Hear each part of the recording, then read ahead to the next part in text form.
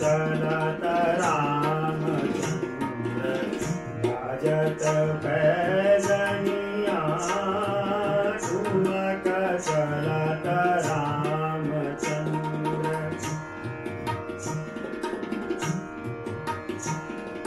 तिलक तिलक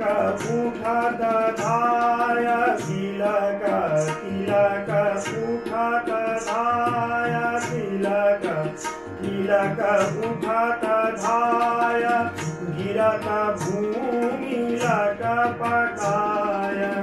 गिरत भूमि लटपटाय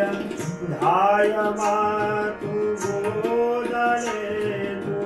धाय मातु गोदले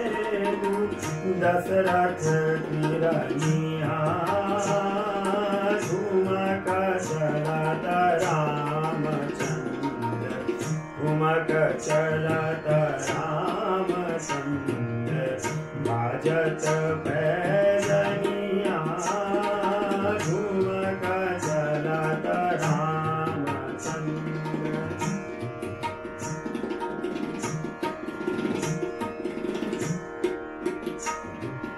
अंचल राज अंग जाति अंचल राज अंग जाति अंचल राज अंग जाति विविध भांति सो दुलारी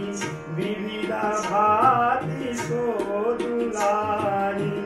धन मन धन भारी मारी धन मन धन भारी मारी धन मन धन भारी मारी रहत मृदु बसनिया ठुमक चलत रामचंद्र बाजत पैजनिया ठुमक चलत रामचंद्र तुलसीदास अति आनंद तुलसीदास अति आनंद तुलसीदास अति आनंद देखी के मुखारविंद देखी के मुखारविंद रघुवर की छवि समान रघुवर की छवि समान रघुवर की छवि समान रघुवर की बनिया